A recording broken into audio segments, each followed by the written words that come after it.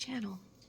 So here I am documenting every day what it's like to be a 50-something empty nester trying to transition out of teaching. And I believe this is day number 8. So here's some thoughts about the company you keep. So I keeping myself pretty positive.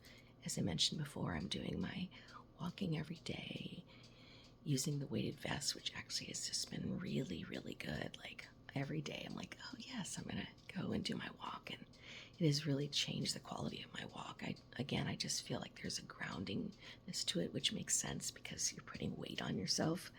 But it's just all in all been something nice to add to that, to give it a little bit of variety in my walking. Well, yesterday I decided to go walking with a friend, and that is where my storytelling begins, with the company you keep. I know that I'm pretty good about staying very positive, and even the people that I surround myself with are pretty positive people. Now, I don't want to have just a bunch of clones of people who are just positive and think like me, but have a little variety, of course. But I think we all can kind of tell when there's someone who's kind of a bit of a drain on your system. And as I would say, there are times when you have that understanding of someone, you probably shouldn't choose those times to be around those people, especially when you're going through some type of transition. Because there is truth in the misery loves company, right? There's just truth to it. So I met up for the walk, and it was actually a very nice walk. But that person happens to be kind of in a down cycle. And I'm not in a down cycle, but it's definitely a decision every day to choose to wait. Wait for the right job, wait for the right circumstances, understand, I'm not being impractical to try to move out of teaching, that there really have been now a couple of health scares surrounding teaching that in no other job that I've been in, because I've had side jobs as well, in none of those jobs I have the same issues as I have when I do teaching. So here we are walking, and the more she would say things like, well, we're just in that age right now, or I've had some pretty good things happen in my life. I would say all in all, it's been good. No one's ready to lay down and have a funeral here. I'm not ready to lay down and have a funeral.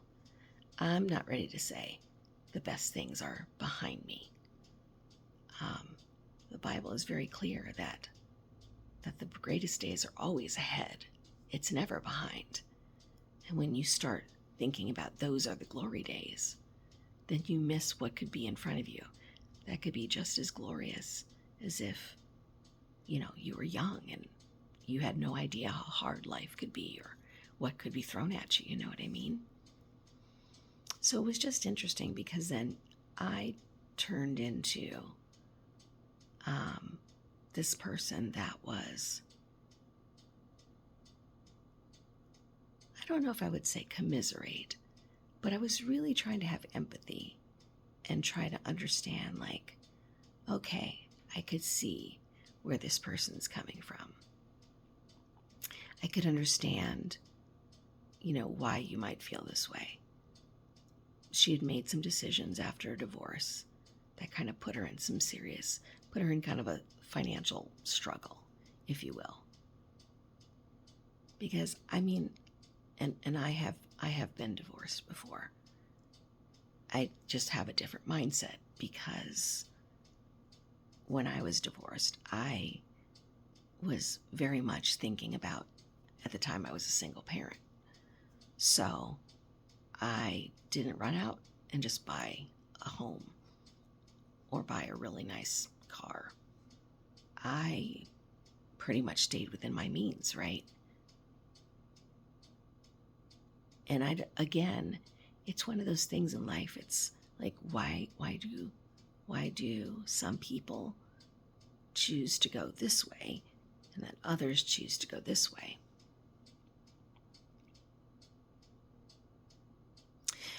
So as we're walking, I just thought, okay, well, I really want to understand it from her side. And so, I was listening and empathizing, I guess you will, sympathizing. But the longer we walked, we were probably in each other's presence for about, 3.5 hours. The longer we walked, the more, I don't know what I want to say. I don't know if it was depressing, but the more I realized we weren't ever going to get into a place where we're going to talk about something that's not so sad, I guess you would say. I guess that's what I would say. And so it just wasn't the right energy to be around. I'll be very honest. It wasn't the right energy. And so I came home and I feel like I paid for it a little bit. That even though I had this walk that has been so good for me, and even though I got out, and even though I saw somebody, it's like I came home and it kind of shook me, because she, I forgot to mention this part, she, interestingly enough, is also unemployed. So, when we get this age, it's just harder to find it. Oh my gosh, I just don't believe it. I just don't believe it. You know what it made me think of is I remember there was someone, because I've dabbled in different kinds of businesses. I have a couple certifications. One of the certifications is I've been life coach certified for quite a while. And so at a time when I was taking clients, and we were going through what's called like the wheel of life, like finding out there's like 10 segments of your life, and you just kind of break them down and you give it a scale of 1 to 10. And then you look at that because it gives you such a reality of like, oh, this is where the dissatisfaction is coming from. And then you kind of go from there. Like, okay, well, you see where the dissatisfaction is. Surprisingly enough, you don't necessarily, maybe you don't want to work on the one that's the lowest score. Maybe there's a score that you actually want to enhance, If I can find a template, I will make sure and link it down below. But, she was saying that to me, and I was thinking about this client I had in the past where one of the scales had something to do with money, right? And I'd known this person outside of, this client life coach relationship. And it wasn't like she had a lot of money, but she scored herself a 10. And I said, oh, it's interesting. Tell me about this. And she had said something like, I know that if I don't have money, I know how to get money. I know, a conduit for where money comes. Of course, I do the work and the money flows through. I never have an issue when I think about money. And I thought, what an incredible thing to say. And so today, as I was walking and I heard, my friend saying this about like, well, it's your age and, at our age, and mind you, I'm 56, she's, a couple years older. And I just thought in my mind, absolutely not. I absolutely do not think that way.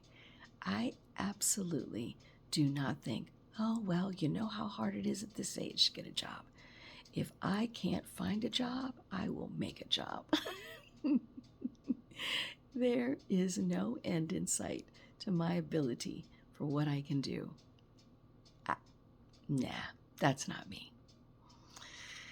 So that is one bright spot, I will say, is that I walked away from that and I thought, all right, well, when you have that sense of like life is just ticking down for you, as you probably can hear my clock ticking in the background, you're kind of done. Like you can't really have that mentality. You've got to fix it.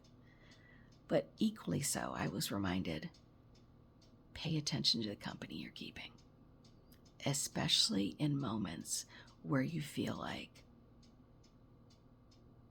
and I don't even think I could say I felt like this, that it might not be a good idea. I mean, okay, let me take that back. I did think that, but did I think it would like affect me to the point that it affected me? Because it did. It hit me pretty hard. I probably came home and I started doing a little bit of the business, working on a business that I have.